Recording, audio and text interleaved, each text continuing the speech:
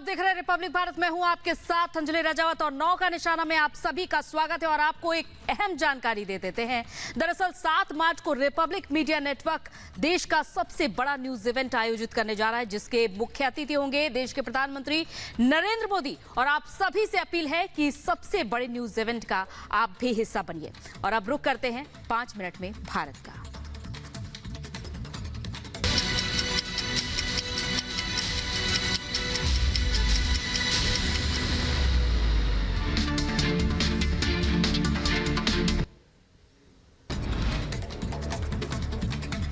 Terror module पर NIA का action, 7 राज्यों में 17 जगहों पर तलाशी ले रही राष्ट्रीय जांच एजेंसी।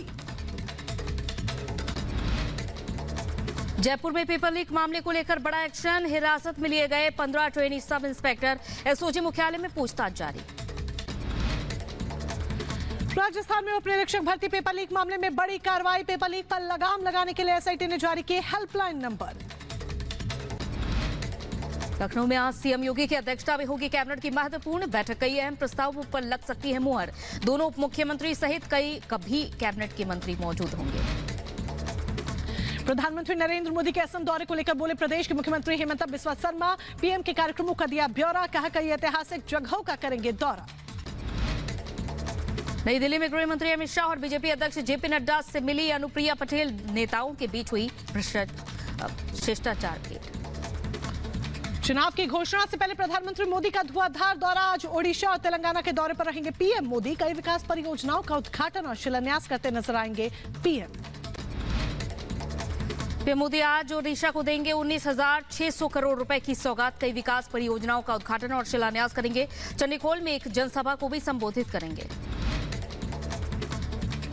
गृहमंत्री अमित शाह महाराष्ट्र के 2 दिन के दौरे पर सोमवार की रात छत्रपति संभाजीनगर एयरपोर्ट पहुंचे। उप मुख्यमंत्री देवेंद्र फडणवीस समेत बीजेपी के कई वरिष्ठ नेताओं ने स्वागत किया।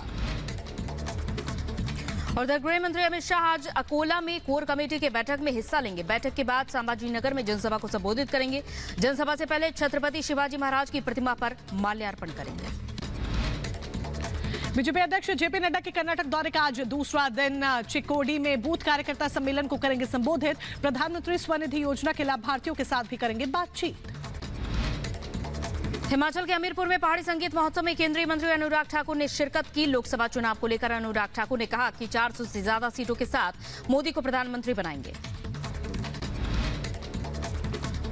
बीकानेर में सैलून पहुंचकर सीएम भजनलाल ने पीएम स्वनिधि योजना के लाभार्थियों से मुलाकात की है, बढ़ाया लाभार्थियों का हौसला।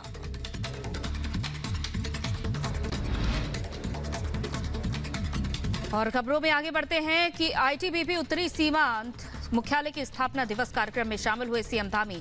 आईटीबीपी जवानों के साथ उन्होंने भोजन किया और जवानों को उपहार देकर सम्मानित किया। छिंदवाड़ा में लगे महाशिवरात्रि की होर्डिंग में कमलनाथ को बताया गया भावी मुख्यमंत्री, पोस्टर में लगाई गई तस्वीर। मध्य प्रदेश के छतरपुर में फायरिंग हुई, अज्ञात हमलावरों ने बसपा नेता की गोली मारकर हत्या कर दी। मामले की जांच में जुटी पुलिस। छत्तीसगढ़ के दुर्ग में हिंदुओं के धर्मांतरण का मामला आया सामने। चर्च में धर्मांतरण कराने का आरोप, बजरंग दल के विरोध करने पर हुई पत्थरबाजी और मारपीट। पुलिस ने मौके पर पहुंचकर हालात को काबू किया। मारपीट करने वालों के खिलाफ केस दर्ज करके मामले की जांच की जा रही है। मारपीट में 6 से 7 लोग घायल बताए जा रहे हैं। छत्तीसगढ़ में हो रहे धर्मांतरण को लेकर मुख्यमंत्री विष्णुदेव सख्त, कहा बहला फुसलाकर किसी का धर्म परिवर्तन करना यह बर्दाश्त नहीं होगा। जम्मू कश्मीर के श्रीनगर में 2 दिवसीय टेक्नोलॉजी एग्जीबिशन का उद्घाटन जम्मू कश्मीर के एलजी मनोज सिन्हा और केंद्रीय मंत्री पुरुषोत्तम रूपाला ने उद्घाटन किया।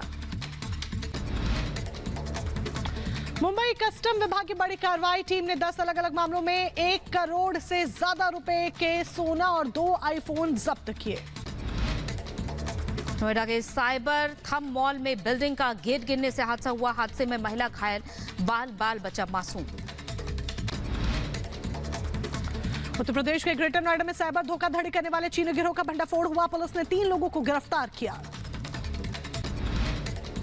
जयपुर में एक निर्माणाधीन इमारत का बेसमेंट गिरा, मलबे के नीचे दबने से 3 लोगों की मौत।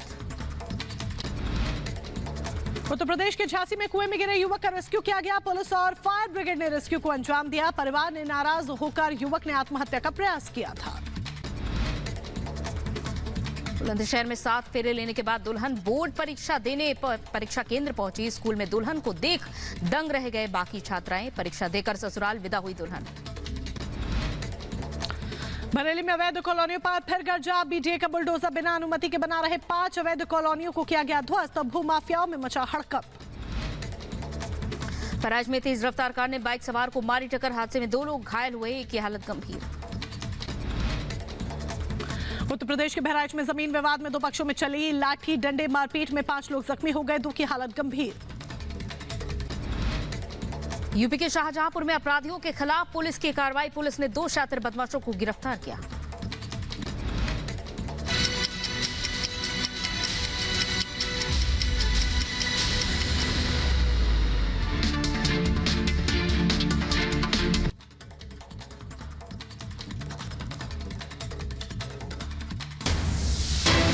चलिए अब रुक करते हैं इस वक्त की एक बड़ी खबर का। पेपर लीक मामले पर ये बड़ी जानकारी आप तक पहुंचा दें। जयपुर से ये बड़ी खबर पेपर लीक मामले पे, जहां पर 15 एसआई को हिरासत में लिया गया है। पेपर लीक पर एसओजी से पूछताछ की जा रही है। एसओजी पूछताछ कर रही है इन 15 ट्रेनी सब इंस्पेक्टर को जो कि हिरासत में लिए गए हैं। एसओजी मुख्यालय में ये पूछताछ लगातार जारी है। जयपुर पुलिस ने भी पेपर लीक को लेकर हुई इस कार्रवाई की जानकारी साझा की है। राजस्थान में पेपर लीक मामले में एसओजी ने एक बड़ी कार्रवाई को अंजाम दिया है, जिसमें ट्रेनिंग ले रहे 15 एसओ को माफी चाहेंगे एसआई को हिरासत में लिया गया है। एसओजी अब तक की ये सबसे बड़ी कार्रवाई एसओजी की तरफ से मानी जा रही है, क्योंकि 15 SI sub inspector trainee sub inspector हैं ये 15 जिन्हें हिरासत में लिया गया है। अभी पूछताछ जारी है और तमाम खुलासे जो है वो एक एक कर होते हुए नजर आ रहे हैं। राजस्थान का चर्चित पेपर लीक मामला, जिसमें एसओजी ने इस बड़ी कार्रवाई को अंजाम दिया है। और आपको बता दें कि एसओजी ने राजस्थान पुलिस अकेडमी और राजस्थान पुलिस ट्रेनिंग अकेडमी में ट्रेनिंग ले रहे 15 एसआई पर शिकंजा कसा है और उन्हें हिरासत में लिया है। पूछताछ लगातार जारी है। एसआईटी ने जारी किया है हेल्पलाइन नंबर। पेपर लीक मामले में लगातार एक्शन हो रहा है। भजनलाल शर्मा मुख्यमंत्री लगातार एक्शन लेते हुए नजर आ रहे हैं। हेल्पलाइन नंबर भी हम आपको आपकी टीवी स्क्रीन पर दिखा रहे हैं। पेपर लीक केस में एक्शन लिया जा रहा है। ट्रेनिंग कर रहे 25 एसआई पर संदेह जताया गया और एसआईटी ने यह बड़ा एक्शन लिया है।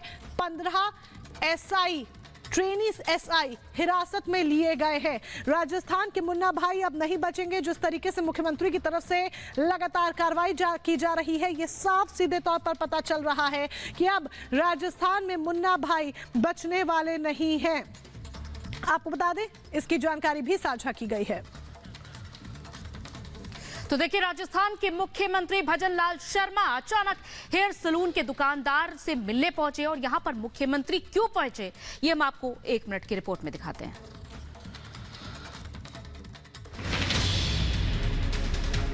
राजस्थान के मुख्यमंत्री भजनलाल शर्मा अपनी अलग छवि के लिए जाने जाते हैं। ऐसा ही राजस्थान के बीकानेर में भी देखने को मिला। सूबे के सीएम भजनलाल शर्मा अचानक से पीएम स्वनिधि योजना के लाभार्थी एक हेयर सैलून की दुकान पर जाकर संपर्क उन्होंने किया और योजना से मिले लाभ के बारे में पूछा। यही नहीं, गोपाल नाम के दुकानदार ने सीएम भजनलाल शर्मा को कुर्सी पर बैठाकर उनके बाल भी संवारे। इस दौरान मुख्यमंत्री ने अपने बाल बनवाए और हल्का सा हेयर कट भी करवाया। मुख्यमंत्री इस दौरान हंसी मजाक करते नजर आए। केंद्रीय मंत्री अर्जुन राम मेघवाल, कैबिनेट मंत्री सुमित गोदारा भी उनके साथ मौजूद नजर आए। दुकानदार ने मुख्यमंत्री भजनलाल शर्मा को बताया कि उसने साल 2010 में एक स्ट्रीट वेंडर के तौर पर हेयर सैलून खोला था। 2019 में उसने प्रधानमंत्री नरेंद्र मोदी की पहल पर प्रारंभ पीएम स्वनिधि योजना के तहत ऋण प्राप्त किया और अब तस्वीर आपके सामने है। Bureau report, Republic Bharat. बड़ी जानकारी लगातार हम आप तक पहुंचा रहे। एक बार फिर से एक बड़ी अपडेट आपको बता दें कि किस तरीके से पेपर लीक मामले में एक्शन लगातार लिया जा रहा है। राजस्थान का चर्चित पेपर लीक मामला, जयपुर से ये बड़ी जानकारी, एक्शन लगातार लेते हुए मुख्यमंत्री नजर आ रहे हैं। मुन्ना भाई अब बचने वाले नहीं हैं। अमनदीप हमारे साथ जुड़ चुके हैं, उनका फटाफट से यहाँ पर रुक कर लेते हैं। अमनदीप, साफ सीधे तौर पर मुख्यमंत्री ने जिस तरीके से एक्शन लिया है, ये सीधे तौर पर दर्शा दिया है कि राजस्थान में अब पेपर लीक नहीं चलने वाला है, जो कि प्रथा एक तरह से देखी जाती थी राजस्थान में, क्योंकि बार बार इस तरह के मामले सामने आते थे। देखिए, सबसे बड़ी चीज थी कि अशोक गहलोत के राज में जब पेपर लीक हुआ था तो उस पेपर लीक का मुद्दा जो था वो न सिर्फ देश में बल्कि पूरे हिंदुस्तान में राजस्थान एक पेपर लीक में एक पर्याय बन चुका था कि राजस्थान में किस तरीके से हर परीक्षा का पेपर लीक होता है। लेकिन जब राजस्थान में बीजेपी की सरकार आई तो सिर्फ इस मुद्दे पे आई थी कि पेपर लीक के एक एक आरोपी जो है वो कहीं भी बक्से नहीं जाएंगे, चाहे उनको फिर राजनीतिक उनको फायदा मिल रहा हो या फिर आरोपियों को छुपाने का जो काम और बचाने का काम जो लोग कर रहे हैं उनके भी पीछे पुलिस जो है हाथ धोकर के पीछे पड़ी और उसके बाद में वो तमाम चेहरे निकल के सामने आए जो अभी तक सिस्टम के अंदर बैठे हुए थे। ऐसा ही परीक्षा पेपर लीक जब हुआ था उसका मुद्दा न सिर्फ राजस्थान में बल्कि हिंदुस्तान में उछला था। प्रधानमंत्री नरेंद्र मोदी ने अपने रैलियों में भी उसका जिक्र किया था और ये श्योरिटी दी थी कि जो भी पेपर लीक में या पेपर माफिया हैं उनको सिस्टम के अंदर से बाहर लेकर के आएंगे, बेनकाब करेंगे। और यही काम किया है जब सरकार आई है। तो एसओजी के आईजी वीके सिंह ने जब पीएचक्यू आरपीए में जब ट्रेनिंग जो ले रहे थे, जो एसआई ट्रेनिंग ले रहे थे, उन सब इंस्पेक्टर्स को ढूंढ के निकाला और 15 ऐसे प्रशिक्षु लोग थे, सब इंस्पेक्टर थे, जिनको न सिर्फ बाहर निकाला बल्कि उस सिस्टम में से निकाल के पेपर माफियाओं के बारीकी पिन पॉइंट पर जो जानकारी मिली थी उन जानकारियों के तहत इन तमाम लोगों को निकाल के बाहर निकाल के आए। यानी कि 15 आरपीए में जो ट्रेनिंग ले रहे थे प्रशिक्षु सब इंस्पेक्टर, उनको अभी हिरासत में लिया है, पूछताछ जारी है और इनसे अब जानकारी ये जुटाई जाएगी कि कितने और बड़े नाम जो हैं वो इस सिस्टम में पूरे में शामिल हैं, कितने लोगों ने पेपर को लीक कराया था, कितने लोगों ने पेपर को फॉरवर्ड किया था, कितने लोगों ने पेपर को बेचा था, कितने लोगों ने पेपर को सॉल्व करके परीक्षा पास की थी। तो ये तमाम वो सवाल हैं। ये देखा जा रहा है यानी कि अमरदीप, जब से यहां पर ये देखा जा रहा है कि परिवर्तन हुआ है सरकार में, तो यहां पर पेपर लीक मामले में भी अब परिवर्तन देखने को मिल रहा है।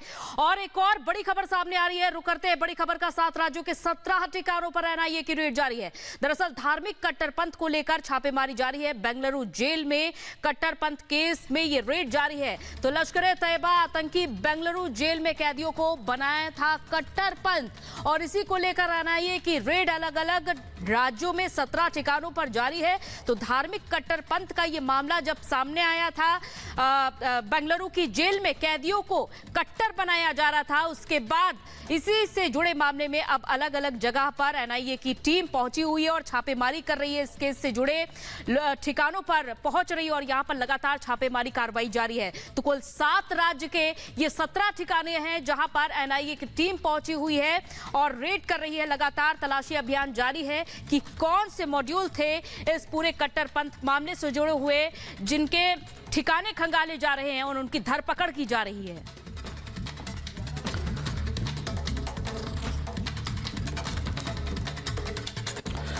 और इस बीच एक और बड़ी अपडेट आप तक पहुंचा दें। उत्तर प्रदेश से बड़ी अपडेट आप तक पहुंचाने जा रहे हैं कि योगी कैबिनेट का आज विस्तार होना है। किसे किसे मौका मिलेगा ये देखना होगा कि योगी के कैबिनेट में किस किस को मौका मिलता है। अगले 5 महीने ये विस्तार होगा। दरअसल एक बड़ी बैठक होनी है जिसके बाद मंत्रिमंडल विस्तार होगा। सबसे बड़ी जानकारी ये निकलकर सामने आ रही है कि ओपी राजभर को भी मंत्री पद दिया जा सकता है। सुभाषपा के अध्यक्ष ओपी राजभर जिन्हें मंत्री पद दिया जा सकता है, बड़ी जानकारी आप तक पहुंचा दें। इतना ही नहीं, दारा सिंह चौहान और रालोद को भी सरकार में जगह दी जा सकती है। तो आज विस्तार होना है कैबिनेट का। योगी कैबिनेट विस्तार पर सबसे ज्यादा नजर आज रहने वाली है। तो ये बड़ी जानकारी हम आप तक पहुंचा रहे हैं। सुभाषपा अध्यक्ष ओम प्रकाश राजभर, पूर्व मंत्री दारा सिंह चौहान को सरकार में जगह मिल सकती है।